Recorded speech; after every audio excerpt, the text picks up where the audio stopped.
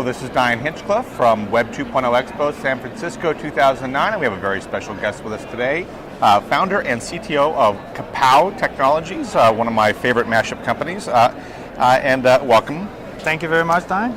I've been following the story, the one you told me about yesterday, about a terrific mashup that you guys actually built for the show, and I think that's one of the greatest things is talking about real mashup examples. So I was wondering if you just tell us about the story behind that. Of course. So we all know the burden you go into a show, and the schedule is a big book, and it takes ages to figure out what you want to see. And they change it all the time too, right? But that's really the only thing you can carry around quite easily. You can also open your laptop and wait like minutes for that to boot up and go into their web thing. So really what we did was say, why not put your schedule on an iPhone? So with Kapow, we went in and service-enabled the existing Web 2 Expo agenda, the personal version of that, and with IBM guys, we put an iPhone app on top of that, and now I have direct access to my personal agenda on the Web 2 Expo website. So whenever I say I want to attend this, it goes to the website through Kapow and sets that setting and turn me back. Now it's valid. So I have full control of my Web 2 Expo agenda right here. So what I like about this is a mashup with people's personal data, so it's actually really useful.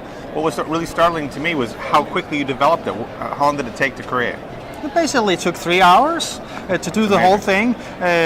Basically, a lot of the time was just going at the website and looking at the structure. As soon as I figured that out, with Kapow, I could build a robot, as we call it, that service-enabled website, and that only takes like 10 minutes then. And then we're working with the EGL team in IBM, and they adapted that to the REST service, and the whole thing was done in 3 hours. That's just incredible to me. So what tools were used to create that? So the Kapow RoboMaker, the web data server we have, they have a client tool called RoboMaker. So that was to service enable the existing web application without the conference knowing anything about it. Right. And then the EGL tool, rich internet application building tool, is a very cool mashup building tool from IBM, and that built the iPhone front end.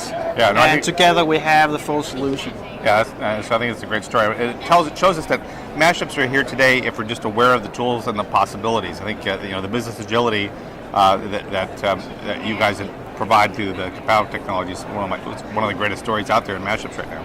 Yeah, and in order to have business agility, you need data access agility. Yeah, exactly. And business access agility is really what we provide. If you can see the data in the browser, you have data access. That's really the pitch. And then you can quickly get your business applications built, and you have solutions. So this is a real mashup because it serves a lot of people. It has a short time frame. It has a lot of value, and the alternative would have taken months to develop. Yeah, and I think over 1,000 people are already using it here at the conference, yeah, right? That's exactly right. And more than 1,000 users. Yeah. What's the URL for that?